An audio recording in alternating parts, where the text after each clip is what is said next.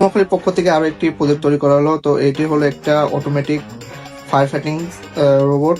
তো এটাতে দেখি কি কি কম্পোনেন্ট ইউজ করা হয়েছে। প্রথমে একটা ইউজ করা হয়েছে আর্গনো ন্যানো, 3টা ফ্লেম সেন্সর আছে, একটা সার্ভো সিস্টেম আছে। এটার মাধ্যমে পানি ডান থেকে বামে দিয়ে ঘুরিয়ে দেওয়া হয়। এখানে একটা মোটর ড্রাইভার আছে, 2টা ব্যাটারি পাওয়ার সাপ্লাই হিসেবে, একটা 9 ভোল্টের ব্যাটারি আমাদের পাম্পের পাওয়ার সাপ্লাই হিসেবে, আর 4টা হুইল ব্যবহার করা হয়েছে। তো দেখি একটা ডেমো দিই। তো আপনারা দেখুন, সাথেই থাকুন।